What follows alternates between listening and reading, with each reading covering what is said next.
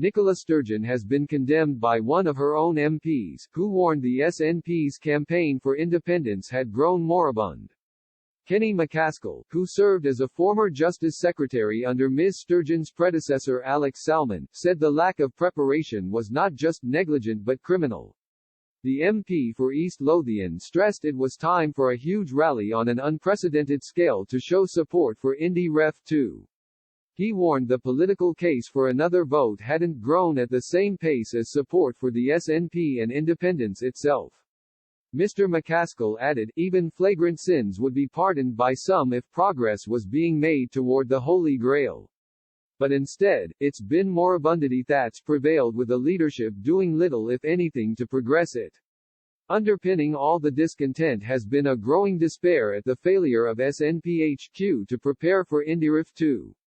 In her program of proposed legislation announced earlier this week, Ms. Sturgeon said a bill setting out the proposed terms and timing for a second independence vote, as well as the question that could be asked, will be put before the Scottish Parliament in advance of the Holyrood election. Meanwhile, a poll suggested 63% of voters expressed a definite opinion believe Scotland will vote yes to independence.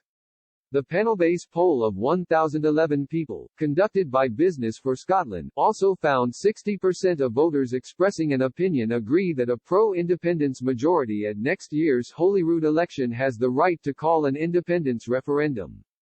Gordon McIntyre Kemp, Chief Executive of Business for Scotland, said, "The First Minister has stated that the Scottish Government will introduce legislation to allow for a new referendum. We assume that a yes majority in the 2021 Scottish elections would therefore lead to an autumn 2021 referendum. That 63% think that Scotland would vote for independence is significant, given that is 8% more than the 55% who stated they would support independence in the same poll." What makes this poll so interesting for political analysts is that, including don't knows, only 29% think the Union would prevail in a new independence referendum and only 35% think that an independence majority after Holyrood 2021 did not constitute a democratic mandate to hold such a referendum.